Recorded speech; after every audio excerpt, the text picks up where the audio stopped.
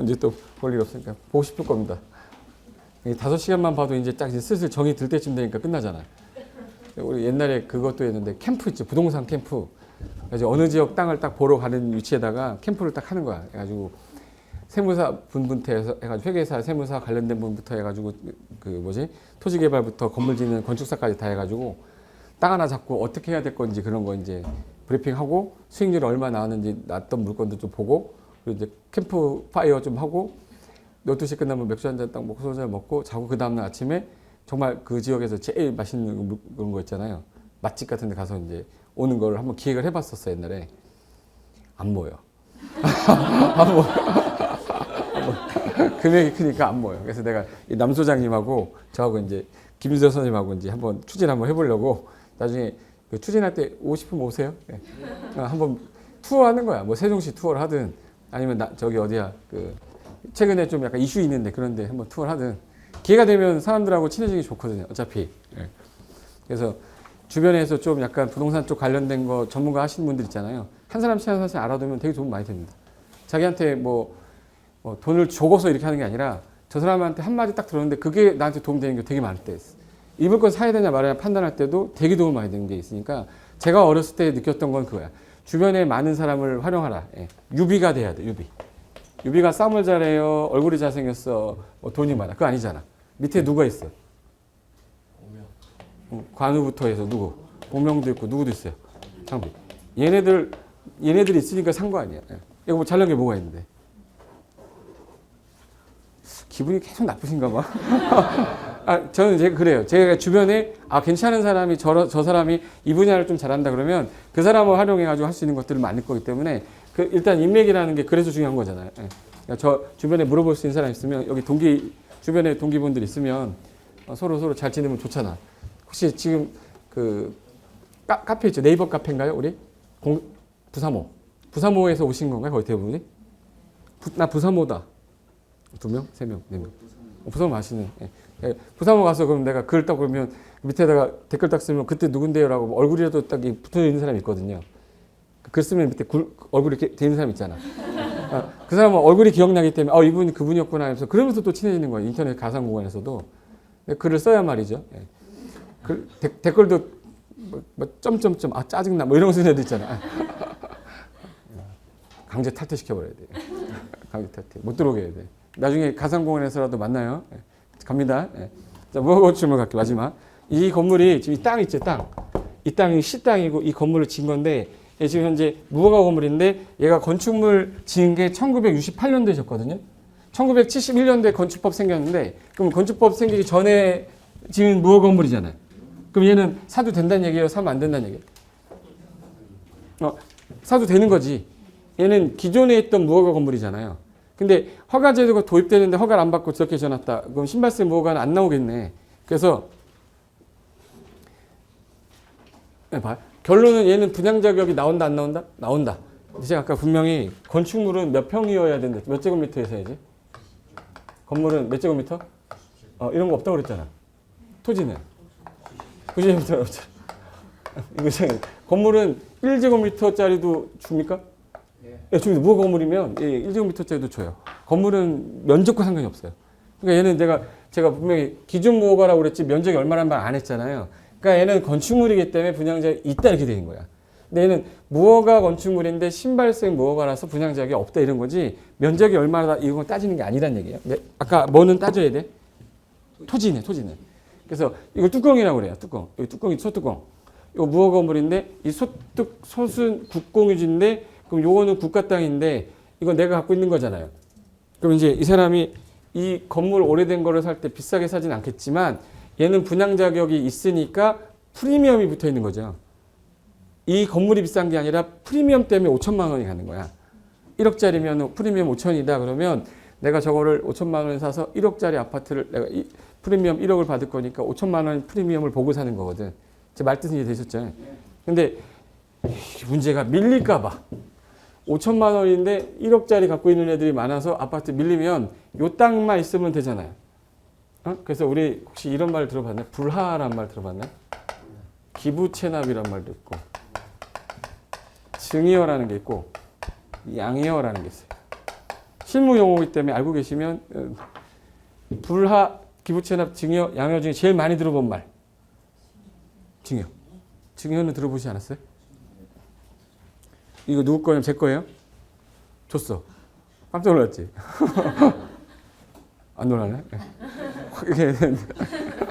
이렇게 던져줬어요. 그럼 이거 제가 대가 없이 준 거를 뭐라고 하죠? 증여. A라는 사람이 B한테 대가 있이 대가 없이. 대가 없이 주는 걸 뭐예요? 증여. 근데 양여는 국가가 A한테 대가 없이 주는 걸 양여라고 그래요. 누가 나한테? 국가가 나한테. 그럼 내가 국가한테 대가 없이 주는 거 기부채납이라고 그래. 무슨 말인지 알겠죠? 네. 근데 불화라는 건 뭐냐면 국가가 나한테 주는데 돈 받고 준다. 내가 돈 내고 사는 거 불화받는다고 그래요. 내가 요 땅 국가 거잖아요. 네? 내가 살게요 그러면 이 건물과 땅이 내 거면 온전하게 깔끔하게 내 거면 좋잖아. 그래서 시에다가 내가 불화 신청하면 받을 수가 있는데 불화 신청 1순위자는 점유자로 돼 있어요. 그 땅을 점유한 사람 우선순위지 제3자가 와서 불화 받겠다 그러면 안 되는 거야. 네. 그래서 불화 받으면 되는데 불화 신청에서 점유자 우선이기 때문에 그리고 요거가 이게 좀 잘 안 보이는데 무허가 건축물 대장이라는 뜻이거든요. 얘는 현재 무허가 건물인데 대장이 있다는 얘기는 무허가 건축물로서 현재 대장까지 있는 적법한 건물입니다 라는 뜻이에요. 얘는 불법 건물이라는 뜻이 아니라고. 불법 건물은 신발세 무허가죠.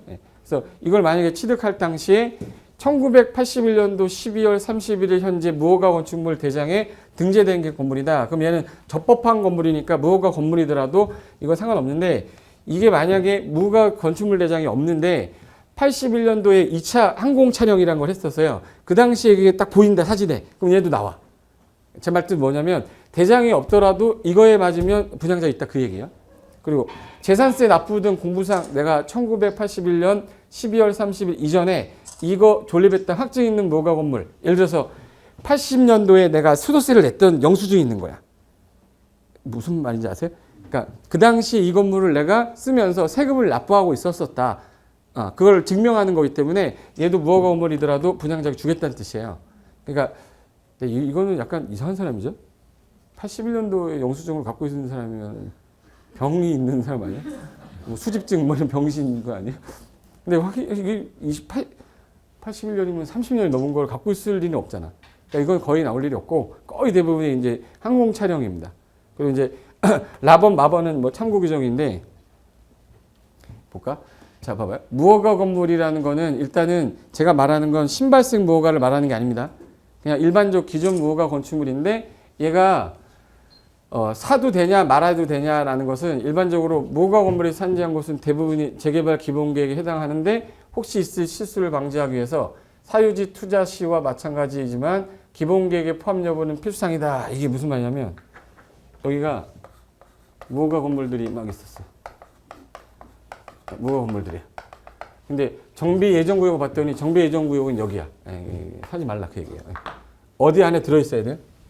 정비 예정구역 안에 들어있는 거예요. 근데 얘는 정비 예정구역 지정되지 않은 지역에 무허가 건물 가지면 무슨 의미가 있어요, 이거? 그죠? 지금 47년 되는 건물인데 사서 어떡할 건데. 그러다가 정비 예정구역으로 안 지정되면 평생 못 하는 겁니다. 그러니까 그런 것들은 자세히 보고하라니까 항상 아까 20 서울시 거 무슨 뭐 어디 뭐 정비 기본 계획 있을 거예요.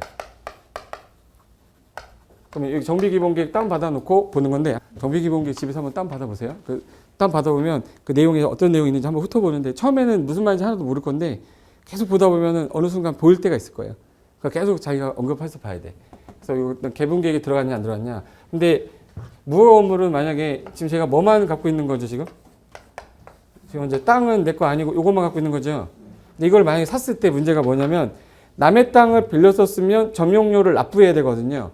근데 점용료 납부를 안 하고 밀린 게 막 10년, 20년이면 돈 몇 천만 원 되는 경우도 있어요. 그럼 나중에 그 무허가 건물은 보통 사유지상에 있는 건물이기 때문에 점용료라는 걸 내야 되는데 몇 년간 납부하지 않아서 이게 밀리다 보면 이게 좀 몇 천만 원이 되는 경우도 있어요. 그럼 나중에 사고 난 다음에 돈 천만 원이 또 나가는 경우도 있으니까 반드시 명의 이전을 할 때에는 사용료 냈는지 안 냈는지 뭐예요? 해결해야 돼. 그거 네가 부담해. 난 내가 살게. 그걸 안 하고 나면 내가 다 떠안는 거야. 그러니까 영수증 같은 경우 이제 확인하셔야 되고 그리고 무허가 건물 확인원 존재 여부라는 건 아까 전에 무허가 건축물 대장이 있다고 그랬죠. 그거 발급이 되는 건 확실하게 걔는 분양 자격이 있는 거니까 그 구청에 가서 문의해 보시면 구청에서 뜯어주면 그거는 사도 된다 그런 뜻이야. 대신에 전용료 안 낸 게 있으면 내가 떠안을 수 있으니까 전용료 부분은 당신이 해결하시고 난 여기까지만 사겠다 이렇게 안 해버리면 내가 다 떠안게 되는 거예요. 주인이 내야 되니까. 그래서 이게 무허가 건물이다 그러면 이렇게 대장이 나와요. 무허가 건물 확인원 해가지고 서울특별시 성동구 무슨 동에 이거 10평이라고 돼 있네. 시멘저고 위에 기재한 건물은 82년 4월 8일 이전에 건립된 무허가 건물임을 확인하여 주시기 바랍니다. 했더니 확인해서 딱 준 거야. 무허가 건축물 대장이 만들어진 그 건축물이다라고 나온 거야. 그리고 무허가 건물 분양 자격 사례는 네 가지인데 뭐 어렵지 않습니다. 이 말 듣고서 이해가 안 되면 IQ가 약간 140이 안 되는 분이에요. 봐봐요. 1번에 재개발 지역 내에 있는 사유지야. 그냥 재개발 구역인데 남의 땅인데 1989년 이전에 지어졌는데 구청에 뭐가 됐네? 등재. 무슨 건물이에요? 그럼 등재가 됐던 무허가 건물 확인서는 있다는 얘기잖아요. 그럼 당연히 운전하게 있다 없다? 있다. 있다는 얘기예요. 사례 2번. 재개발 지역 내에 국공유지 위에 1989년 이전에 지어진 또 뭐라고 됐어요? 국공유지든 사유지든 뭐가 있네 지금. 무허가 건축물이 등재가 됐잖아요. 그러면 남의 땅이든 국가 땅이든 일단 무허가 건축물 대장이 있으면 온전하게 있다 없다? 있다. 아무 문제 있습니다. 없이 그냥 받을 수 있습니다. 근데 무허가 주택으로 분양 자격이 있는 무허가 주택인데 분양 자격이 있는 경우에 무주택자여야 될까요? 주택이 있는 유주택자여야 될까? 무허가 주택인데 내가 갖고 있는 내가 집이 10채가 있는데 내가 이거 또 있어. 이 아파트 주냐고. 안 줄 것 같으니까 물어봤겠죠. 아무 상관없습니다. 기존 무허가 건축물을 분양 자격 취득할 때 무주택자 이해한다는 규정이 없기 때문에 실거주 하든 안 하든 그냥 소유자만 주는 거예요. 예. 나중에 하면 왠지 뭐라고 하지? 무허가 건물이니까 집이 있는 사람이 또 받을 수 있을까? 그런 규정이 법 규정이 없어요. 없으니까 아무 생각 없이 그냥 사도 상관없고 그 사람이 실거주 했냐 안 했냐도 안 따진다고 그랬어요. 그리고 재개발 지역 내 국공유지 위에 유허가 주택이다. 지금 어느 땅 안에? 국공유지인데 건물이 있는데 내가 허가받아 지은 건물이야. 그거는 무조건 줘야죠. 허가돼서 건축물이니까. 무허가 건축물이 아니거든. 그래서 무허가 건축물 관련된 거 질문 제일 많이 나오는 게 이거였었어요. 사례 1, 2번에 89년도가 이거요? 89년도에 이 법 제도 정비를 했거든. 무허가 건축물 뭐라고 하지? 옛날에 무허가 건축물 한번 봐줬어. 지금 내가 이번 해만 니네들 봐주겠다라고 했던 거야. 그래서 기존의 무허가 건물도 불법 건물이었던 것도 등재시켜줬어요. 그러니까 양성화라고 그러지. 얘가 지금 현재 이 동네 가면 무허가 건물이 그렇게 많은 거예요. 이걸 다 철거해라 하려니까 여기 있는 사람들 다 나가야 되는 거야. 그러면 시간을 딱 정해주고 10년에 한 번 정도 무허가 건물인데도 불구하고 양성화해주는 기간이 있는데 서울은 작년 12월 30일까지였거든요. 10년에 한 번 정도 오는데 그때 당시 기준일이 1989년이었어요. 양성화 됐는데 그 전에 줬던 등재가 된 무허가 건축물도 다 포함해서 다 주겠다 그 얘기예요. 일반적인 분양 자격인데 잠깐만 보세요. 이 주택 재개발 사업 지구인데 1세대 부부예요. 부부인데 이 재개발 사업 하기 이전부터 각각 명의로 갖고 있었고 부기 분양 자격이 나오냐? 자 봐요. 자 지금 현재 부부인데 요거 누가 갖고 있냐면 엄마, 이거 아빠 갖고 있어. 이거 아파트 몇 개 나와요? 재개발 사업 이전부터 부부가 각각 갖고 있었어. 하나 나오지. 1세대 1주택 공급 연칙이라고 그랬잖아요. 그래서 그 사업 시행 인가 이후에 60일 이내 관리처분 기준일, 즉 분양 신청 기간이 끝나기 전에 부부 세대를 같이 하는 세대원 등의 소유자가 아니면 분양 자격이 각각 주어진다. 이거는 뭐냐면 원래는 각각 줘야 되는데 뭔 부예요 지금? 뭔 부예요? 부부잖아. 부부인데 아까 1세대 준다며. 그래서 부부가 배우자는 아까 하나 주니까 뭘 해야 돼요? 인가 신청 전까지 이혼해야 된댔잖아. 아까 했던 게 이거예요. 아까랑 지금이랑 완전히 다른 것 같지? 이게 생각이 들면 안 되는데. 그럼 만약에 얘 지금 딸 몇 살이에요? 이번에 대학교 3학년 됐어. 그럼 얘 명의를 얘로 주면 되잖아. 이혼 안 해도 되네. 여보 살았어 우리 이혼 안 해도 돼. 고 선생이 얘한테 주면 된대. 증여하면 되죠. 증여한 다음에 얘 주소에서 빼면 되잖아. 그러면 뭐 나오는 거? 2개 나오는 거지. 딸이 몇 살 이상이니까. 그렇죠. 그래서 이게 무슨 소리냐면 이때 자식이 있다면 다시 있다면 명의를 이전하여 두 개를 받을 수도 있다. 그게 뭐냐면 딸내미의 명의로 주고 세대 구성을 따로 달리만 하면 돼요. 분양 신청하기 전까지. 그러니까 사례가 얼마나 많겠습니까? 두 개, 세 개 받을 수 있는 사례가 많으니까 분양 자격은 따로 공부를 열심히 좀 해두셔야 돼. 그 지역 조례 관련된 것도 좀 많이 받으셔야 되고. 시간 없으니까 이건 그만하고. 사례가 있는데 몇 페이지에 있냐면 이거 땅 한번 해볼까? 그 분양 자격 총괄표가 몇 페이지 있냐면 416페이지 잠깐 봐보세요. 416페이지 보시면 요 표 있죠? 416. 거기 보시면 저기 건물만 있을 때 아까 무허가 건축물 있었죠? 에? 무허가 건축물이 있는데 여기는 등기가 안 된 무허가 건물이잖아. 그럼 이제 국공유지에 있든 사유지에 있든 관계없이 분양 자격 나옵니까? 그러니까 무허가 건물 확인서가 있는 거예요. 면적에 관계없이 분양 자격 주냐고. 준다고 써놨는데? 준다고 써놨잖아. 왜 대답은 안 해? 내가 기분이 나쁜 거 아직도? 근데 무허가 건축물 대장이 있으면 무조건 주는 거고 재산세 증명 서류가 아까 1981년도에 내가 이전에 뭐 수도세를 냈다 이런 확인증이 있거나 항공사진에 측량이 되면 당연히 준다고 그랬잖아요. 그리고 여기 등기 건물이라는 건 타인 소유의 땅에다가 건물을 갖고 있는데 등기된 건물이니까 얘는 당연히 준다는 얘기고 아까 전환다 세대 날짜 기준이 아까 며칠이었죠? 2003년 12월 30일에 이전에 분리가 된 애들은 준다고 그랬죠. 준다고 그랬는데 약간 작은 거 준다고 그랬지. 얼마 이하짜리?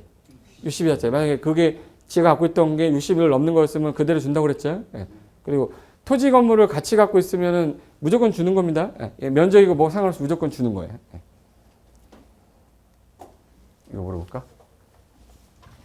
화곡동에 2002년 12월 20일에 다가구 주택에서 다세대로 전환됐는데 201호를 지금 현재 매입했을 때 301호 매입했을 때 분양자격이 어떻게 되냐 물어봤거든요. 이거 지금 현재 얼마라고 돼 있죠 이거? 70이요. 70. 그러면 자 201호 내가 샀어요. 분양자격이 있나? 일단 이거 날짜를 봐야지 빨리. 무슨 시? 서울시. 2002년 12월 20일에 전환된 거죠. 그럼 2003년 12월 30일 전이잖아. 그럼 얘는 아파트 주는 거야 안 주는 거야? 주는 거야. 근데 70이니까 60일을 넘어온 거네. 그럼 33평형 때도 갈 수 있어요? 네, 갈 수 있어. 근데 얘는 지금 얼마짜리네? 50. 50짜리니까 60이 안 됐네요. 그럼 쟤는 큰 평형 못 가죠. 결론 이거.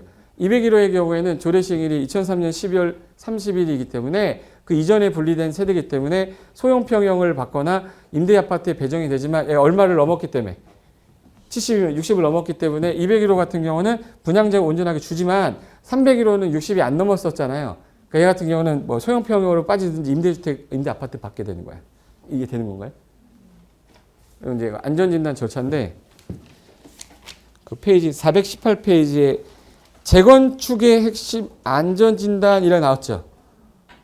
안전진단 절차가 중요하다는 뜻이 아니라 절차가 이렇게 이루어진다를 그냥 보라고 제가 참고 넣은 건데 제가 안전진단이 중요하다고 얘기하는 건 안전진단이 통과되면 정비구역이 지정되는 겁니까?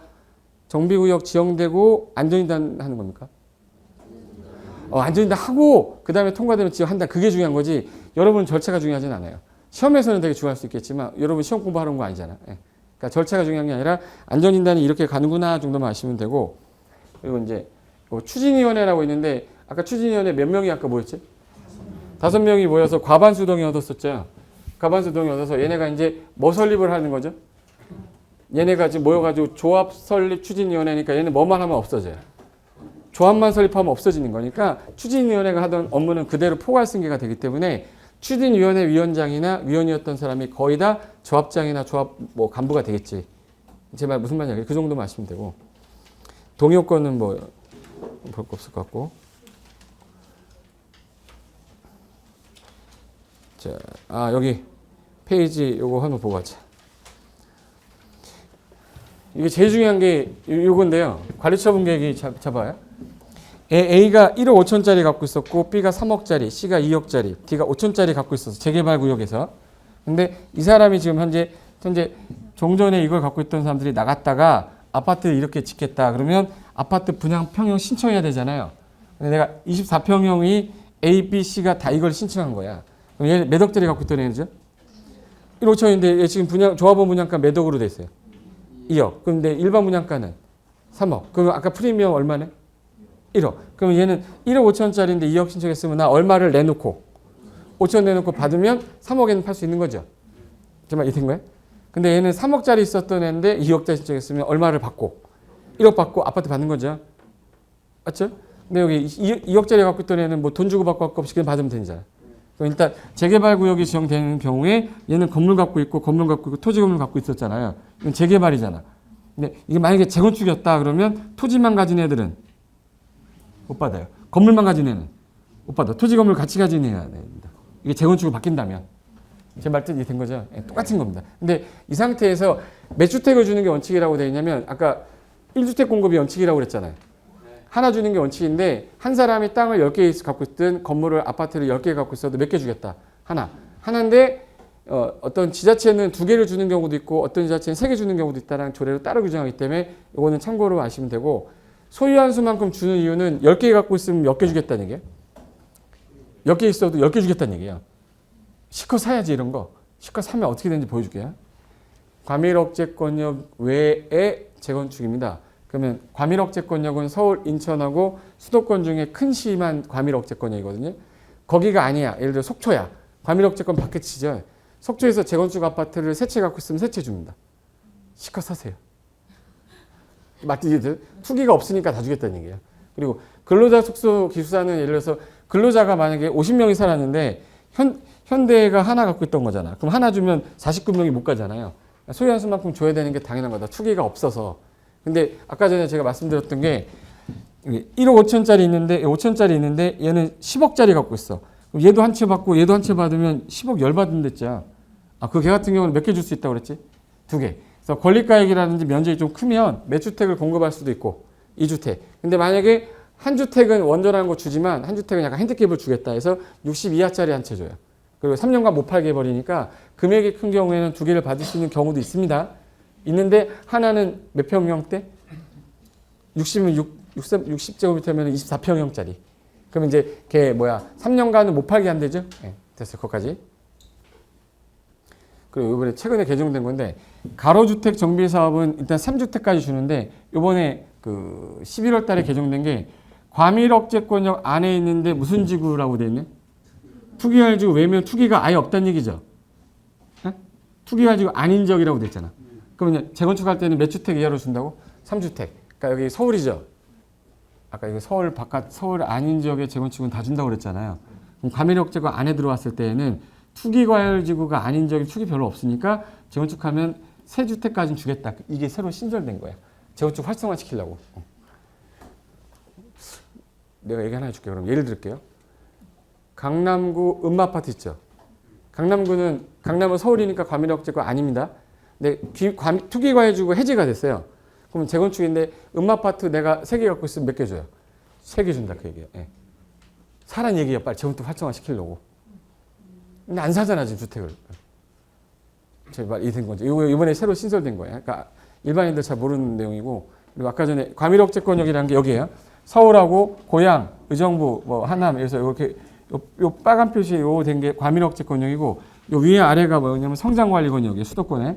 이쪽은 자연보전권역이라고 그래서 물이 어디서 오죠? 이렇게 오고 이렇게 물이 이렇게 오죠. 위에서 오는 물이 무슨 물이에요? 북한강. 남한에서 오는 강. 남한강. 양수리 있죠.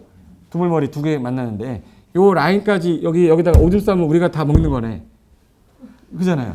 그러니까 이쪽 라인은 개발하지 말라고 공장이라든지 이런 거 개발 못하게 자연보전 묶어놨어요. 그리고 요 위아래는 과밀억제권역이니까 인구 많이 오지 말라고 여기 묶어놨는데 그럼 여기하고 여기는 개발을 좀 해라. 그러면 우리나라 지금 수도권에서 개발이 유일하게 가능한 땅은 어디하고 어디네? 위하고 아래예요. 그 위에 파주 운정신도시, 양주 신도시가 성장 관리라 가능한 거야. 그 여기 어디 있어? 김포에 신도시 있었죠. 화성이 뭐야? 동탄. 평택 신도시 있잖아요. 이게 무슨 권역이라서 그런 거예요. 성장 관리 권역이라서 개발이 다 된 거니까 땅을 살 때는 자연보전 권역보다는 어디가 더 나은 거예요? 성장 관리 권역 쪽이 국가 지원해주겠다 개발하라고 하고 있잖아. 그럼 투기가 제일 많았던 지역이 여기니까 여기에 있는 애들은 재건축을 하더라도 몇 개밖에 안 돼. 10개 있어도 몇 개 줘요? 하나. 근데 과밀억제권역이 아닌 지역 있죠. 아니 내가 10개 있으면 10개 다 주라 그 얘기예요. 재건축 아파트가. 이해된 거지? 방금 전에 한 건데. 안 됐어? 과밀억제권 외의 재건축은 다 준다고 했잖아요. 그러니까 과밀억제권역에 있으면 하나 준다는 뜻 아닙니까? 그럼 바깥에 있으면 다 준다는 얘기 아니에요. 근데 과밀억제권역인데 투기과주가 아니면 3개까지 준다고 했잖아요. 근데 현재 투기과주가 다 해제됐기 때문에 2주택 공급이 아니라 이제 3주택 공급이라는 말이에요. 과밀억제권역도 3주택 준다고 이제. 됐고. 그 뒤에 그 페이지 방금 전에 425페이지 그거 부분은 좀 많이 좀 알고 계시면 그래도 재개발 재건축 갔을 때 좀 누가 많이 안다고 좀 할 겁니다. 그리고 427의 재건축 신경영 이거는 한번 읽어보시라고 제가 만든 건데 429페이지 한번 보실래요?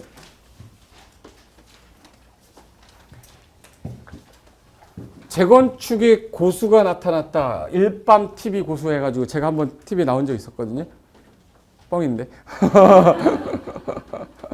어쩌고 한 거예요. 재건축 성공 실패를 판단하는 고수의 실존 공식이라고 해서 일요일 밤인가? 그때 한번 나왔었거든요. 김용만이 하는 프로그램이었었어요. 그때 1970년대, 80년대면 소형일까요? 대형일까? 소형. 일반 서민들이 보통 자던 그 평수가 보통 15평, 13평. 그래서 보통 40제곱미터대였는데 이게 3배 이상 넓어진 이유가 뭐냐? 77년도에 13평짜리 아파트 한 채 가격이 150만 원이었던 것을 한 매수자가 2003년에 5억으로 구입하였다. 현재 재건축을 하여 152제곱미터 46평 정도 아파트로 넓어지고 가격은 몇 억이래? 22억. 몇 억에 샀는데?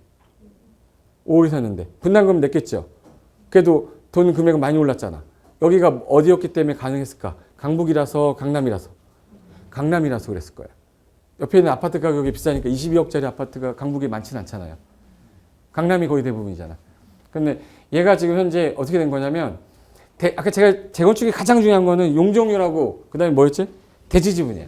그래서 대지 지분이 작으면 큰 평수로 재건축이 어려워지는 이유가 예를 들어서 지분이 작은 애가 용적률 아무리 높아봤자 얼마 못 가잖아요.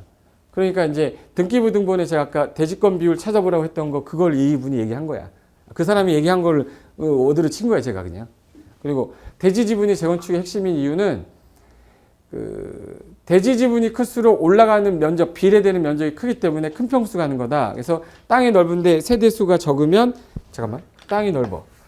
땅이 넓은데 세대수가 몇 개 안 돼. 무지하게 많이 올라가겠네. 많이 받는다는 얘기야 얘가. 땅이 넓은데 소유자가 적다는 얘기는 대지 지분이 크다는 얘기잖아요. 세대수가 적으면 그러니까 이것도 얘기하자. 아파트 단지가 두 군데가 있는데 대지 지분이 예를 들어서 이게 더 크고 얘는 대지 지분이 작아. 이게 더 좋은 거죠.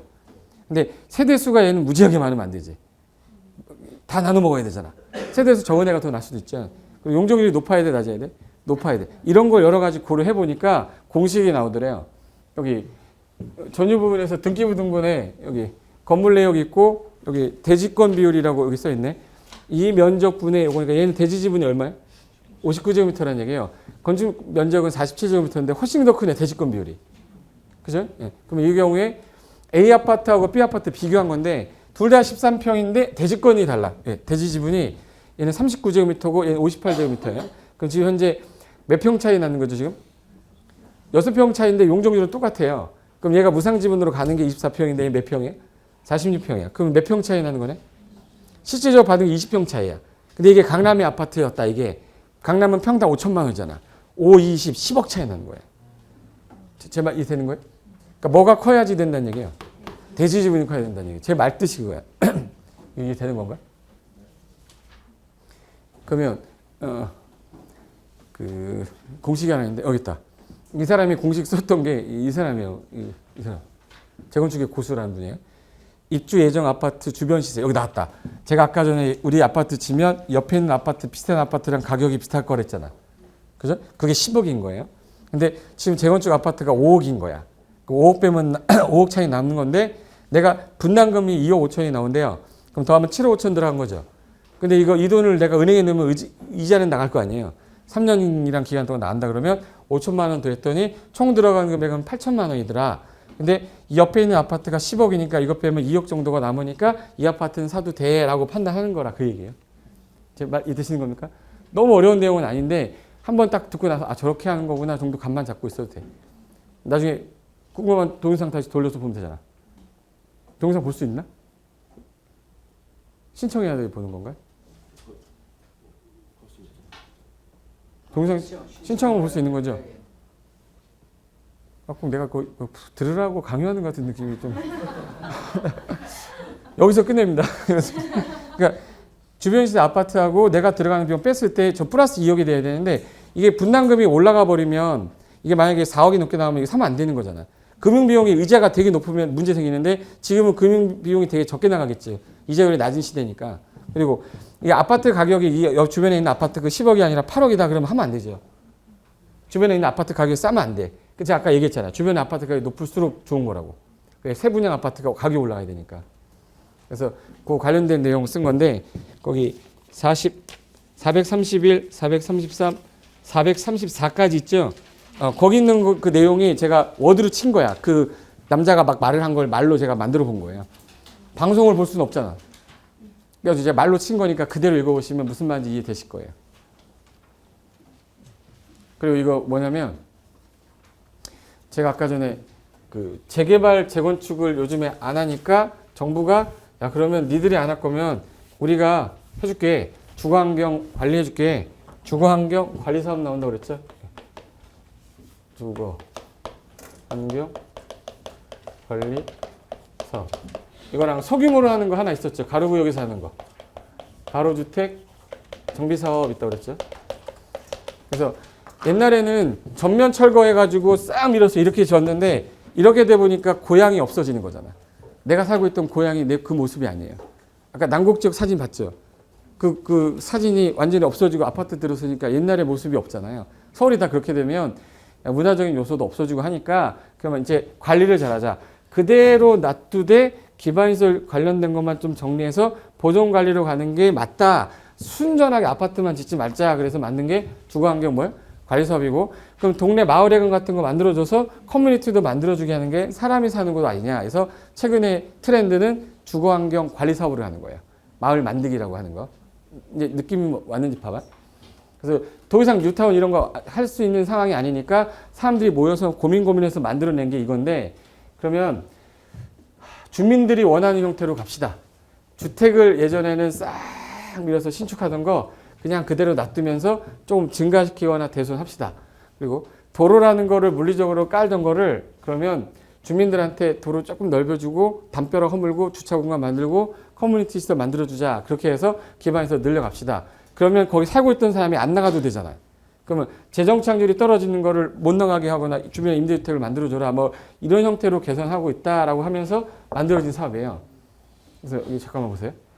상가 밀집 지역이고 여기 기반시설 좀 양호한데 단독이 좀 많이 밀집된 지역이고 기반시설 불량 지역이다. 그럼 여기는 단독주택 밀집 아까 단독주택 재건축 안 하면서 뭐 한다고 그랬죠? 주거환경 관리 사업 한다고 그랬잖아. 그리고 이제 여기 기반시설 열악한 지역은 요 가로구역을 단위로 하면 되니까 가로주택 정비 사업하면 되는 거죠. 그래서 대안으로 나왔던 이 두 가지 사업이 나온 배경이 뉴타운 추구 전략이라고 해서 박원순 시장이 만든 거예요. 박원순 아시죠? 박원순 시장이 주민들 만나고 다니면서 제일 먼저 한 게 이거야. 예. 그래서 오세훈 시장이 마을 만들기 사업을 시작했으면 박원순은 이걸 전환한 거지. 이 거리가 좀 옛날 오래된 거리인데 이것도 좀 새로 하고 건물 그 지붕도 좀 개선하고 대선해서 이렇게 만들겠다 이 얘기예요. 그대로 유지하면서 좀 바뀌었죠.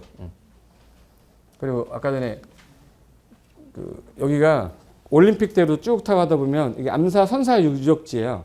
암사 선사 유적지에 가면 여기 서원마을이라고 있는데 여기 서원마을을 만들기 사업으로 1차로 시작했던 건데 오세훈 시장이 이렇게 하겠다고 휴먼타운 만들겠다 이렇게 했어요.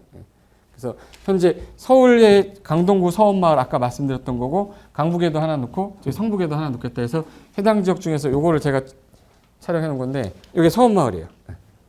지금 현재 단독주택 밀집된 지역이죠. 밀집 지역인데 되게 오래된 지역입니다. 개발 제한 구역에다가 집단 취락지구예요. 근데 해당 지역을 위에서 딱 찍으면 잘 봐요. 기반시설 좀 잘 됐죠 이제. 에? 그리고 자세히 보시면 담벼락이 있는지 없는지 봐봐요. 담벼락 없죠. 여기 이제 항공에서 찍은 사진인데 여기 서원마을입니다. 서원마을. 엄마 죽을 뻔했다. 그리고 이제 얘네가 만든 건 일단 도로라는 걸 개설해가지고 사람들이 이제 지나갈 수 있게끔 해주고, 그리고 소공원도 좀 만들어주고, 기반시설 같은 거 마을회가 만들어주고 해주고, 집은 너희들이 알아서 저렇게 하는 거야. 그래서 만들었던 건데, 이 돈을 누가 지원해줬다고요? 시에서. 시장 군수가 하는 거니까. 지금 현재 담장 철거하기 전에 이렇게 생겼는데, 담장을 철거해버렸어요. 똑같은 동네, 똑같은 건물이거든요. 완전 넓어졌지. 이거 봐봐. 이거 아줌마들 못 가. 겁나가지고 이거. 이거 가겠어 이거? 근데 지금 이거 이 안으로 주차 공간에 들어가니까 넓어졌잖아요. 이게 아줌마 지금 불법 주차해놨습니다. 그래서 동네가 약간 단절됐던, 담벼락이 있으면 이 집에서 이 집 보는 게 좀 단절됐는데, 커뮤니티 형성합시다라는 형태로 여기도 지저분했던 건데, 철거를 해버리고 나서 이렇게 바뀐 거예요. 약간은 똑같은데 뭔가 좀 약간 달라졌죠. 주체가 안으로 들어갔잖아요. 서 있던 것들이 안으로 들어갔잖아. 그러니까 이제 기반시설 확보가 좀 됐잖아요. 근데 집은 다 자기가 알아서 한 거예요. 이 집 주인은 돈이 좀 있어서 이제 수정한 거죠. 이 오래된 주택 철거하고 다시 진 거야. 그리고 중간에 가면 이제 이런데 오래된 지역은 여자분들이 지나다니기가 좀 애매하고 밤이 되면 뒤에서 저 같은 애가 유후 그래서 CCTV 달아주고 주변 사람들 좀 편하게 돌아갈 수 있게끔 만들겠다. 이게 마을 만들기 사업이에요. 그래서 이 동네 요거 특징이 여기 우편물 수치함을 외국처럼 다 만들었어요. 시에서. 이제 마을에 간다 하나 져가지고 사람들 경로당 만들어서 다 동네 사람들 여기서 모여서 잔치하고 하는 형태로 동네 마을을 바꿔나가자. 이렇게 아파트만 짓는 거 아니다. 그래서 바뀌는 트렌드가 주거환경 관리 사업이다라는 뜻이에요. 그래서 해당 그 토지용계 확인서 뜯어본 건데 자연녹지의 집단 취락지구라 개발이 안 되는 지역이에요. 그래서 해당 지역을 일종 지구단위에 묶어가지고 섬마을 마을 만들기 사업을 했던 거예요. 지구단위 구역이 지정되면 정비구역 의제가 되기 때문에 여기 해당 지역을 지구단위 구역으로 만들었던 겁니다. 그래서 아까 전에 했던 그 지역인데 여기 개별 공시가 제가 뜯어봤어요. 개별 공시가가 잘 보세요. 76만 원, 76만 원, 72만 원, 70만 원인데 조금 올라가기 시작했죠. 잘 봐봐 이거. 2003년도에 이제 재개발 재건축 막 이거 나오면서 이제 슬슬 올라갔거든요. 근데 안 하게 되니까 가격이 많이 안 올라가다가 갑자기 2000 몇 년이야 이게. 2010년, 9년. 2007년도부터 이제 마을 만들기로 하겠다고 해가지고 발표 나고 나서 지금 170만 원이니까 100만 원이 떴잖아요. 1제곱미터당. 10제곱미터면은 1000, 100제곱미터면 어기 뜬 거, 어기. 아니, 면적이 1제곱미터당이니까 1제곱미터는 170만 원이잖아 지금. 70만 원짜리가 170만 원이면 100만 원이 올라간 거잖아요. 10제곱미터면 1000, 100제곱미터면 많이 올라간 거잖아. 자연녹지가 이렇게까지 올라갈 수 있을 수가 없잖아요. 그러니까 저런 지역도 어떻게 보면 투자할 수도 있는 괜찮은 지역이 되는 거지. 주거환경 관리사업구역도 이 서울 만들기처럼만 된다면 제 말 이해되셨죠? 그래서 이제 주거환경 관리가 이제 방금 전에 했던 마을 만들기 사업이고 가로주택은 소규모 재건축 재개발이고 리모델링을 활성화하겠다는 얘기는 기존에 했던 건물들 그 협정제도라는 거 도입해서 만들어 놓은 거예요. 마을 공동체 해가지고 현재 마을 만들기 사업 진행한다 해서 거기 450페이지 거기까지 있는 거고요. 그리고 452페이지 잠깐 보실래요? 452페이지. 가로주택 정비사업 아까 전에 할 때 도로로 둘러싸인 일단의 지역이라고 해서 아까 분명히 몇만 제곱미터 미만이랬죠? 1만 제곱미터 작아야 되고 4m 넘는 도로 있으면 안 됩니다. 그리고 노블량수가 전체 얼마 3분의 2 이상으로 몇 가구 이상 20가구 이상이면 얘네들이 모여서 조합이 사업을 하는데 시장공사랑 같이 해도 돼요. 그럼 이제 동요권이 되게 센데 동요권이 10분의 8로 돼 있어요. 10분의 8이면 몇 퍼센트네? 80% 동요 넣어야 돼. 작년까지는 90%였는데 그러니까 사업이 하기가 쉽지 않다. 동요권이 너무 세서. 그래서 80%로 완화가 된 겁니다. 네, 80%로. 그래서 면적 80%가 가진 땅이 3분의 2 이상이면 얘네들한테는 지금 현재 아까 몇 층까지 했었었는데 7층이었었잖아 아까. 7층인데 지금 좀 있으면 뭐로 바뀐다고요? 15층으로 바뀐대. 그리고 1인당 3주택 이하 주니까 얘네들 같은 경우 한 사람당 최대 3주택 받을 수 있기 때문에 가로주택 정비 사업은 나중에 하면 소규모로 진행이 되지만 약간 치고 빠지기에는 괜찮은 요건이 되는 거야. 그래서 정부에서도 지원해 준다고 그래서 지금 하고 있는 뭐 초미니 개발에서 소규모 재개발에서 요 구역을 단위로 해가지고 얘네들끼리 재건축하는 거야. 얘네들끼리. 대규모로 하는 게 아니라 여기 안에 있는 애들 몇 명이 모여서 재건축하고 여기 있는 애들 몇 명이 모여서 재건축하는 거를 가로주택 정비 사업이라고 그래서 이거 이제 하고 있는 거예요, 현재. 여기 가로주택 정비사업 길라잡이라는 것도 이것도 자료실 가면 다운받을 수 있는데 어떻게 치시면 되냐면 가로주택 정비사업 길라잡이 .pdf 찍으면 돼요. 나중에 제가 구글 그런데 검색할 때 가로주택 정비사업 길라잡이 치시면 이건 작년에 7월 달에 나온 거라 저거 보고 가로주택 정비사업을 왜 했고 왜 어떻게 된 건지에 대한 설명이 나와 있는 거라 저거 하나 다운받아서 좀 봐주시면 됩니다. 그리고 만화로 된 거 하나 있죠. 만화로 된 거. 정비사업 절차 한눈에 정리하기라고 만화 넣은 거 있잖아요. 요게 제가 아까 전에 설명한 거 순서대로 한 번씩 이렇게 해서 이쪽으로 쭉 써본 거니까 나중에 이거 찢어 갖고 다니면서 좀 보세요. 어차피 이거 찢어갖기는 좀 아깝나? 이 책이 얼마짜리? 2만 원짜리라 찢지 마세요. 찢지 마세요. 비싸네. 그러니까 요것만 좀 갖고 다니면서 좀 봐두시면 돼. 여지껏 설명했던 거 말로 제가 조그맣게 다시 써놓은 거거든요. 그러니까 수험생을 준비하는 분들은 반드시 외워야 되는 거지만 실무를 하는 사람들은 외우는 게 아니라 이렇게 됐었는데 여기 단계 왔구나 정도를 확인하기 위해서 제가 만들어 놓은 거니까 참고해서 보시면 될 거예요. 무슨 말인지 아시겠죠? 그리고 요 관련된 자료라든지 필요한 것들은 제가 나중에 개정되거나 이러면 카카오 스토리에 올려놓는다고 그랬잖아요. 카카오 스토리 어떻게 들어가는지 그때 말씀드린 대로 찾아오시면 돼. 카스에서 제 이름 고상철 치면 친구 찾기가 될 거예요. 거기에서 제가 자료 필요한 자료들 같은 거 개정되는 거 올릴 테니까 시간 될 때마다 와서 좀 보세요. 무슨 말인지 아시겠죠? 그래서 부사모에서 들어가서 이렇게 붙이잖아요. 부사모에서 다운받아도 되고. 안 열리나요? 제가 이제 맨날 카페에 들어가질 않으니까 이동 중에 이렇게 자료 올리거나 할 때는 핸드폰으로 올리니까 핸드폰으로 하는 게 편하거든요. 그럼 어떻게 해야 돼요? 스마트폰 키면 스마트폰에서 카스라는 걸 다운받아야 돼. 카카오 스토리 다운받아 놓으시면 거기서 친구 찾기라고 맨 위에 세 번째 칸에 카스라고 다운받아야 돼? 카카오 스토리. 카카오 스토리. 카스 치면은 맥주 나와요. 카카오 스토리. 예. 그래서 여기 세 번째에 보면 친구 찾기라고 나옵니다. 거기 클릭한 다음에 고상철 치면은 스토리가 2개가 나올 거예요.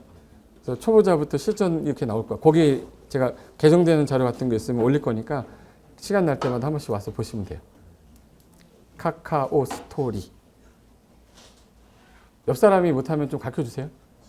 근데 카카오 스토리 어플을 다운 못 받는다 그러면 플레이 스토어 들어가서 다운 받으셔야 되는데 그건 스마트폰 쓰는 사람만 되는 거고 여보세요 이렇게 하면 안 돼요. 여보세요 여보세요 이렇게 해야 됩니다. 늦은 시간까지 수고 많으셨고 다음에 또 뵙겠습니다. 자, 수고하셨습니다.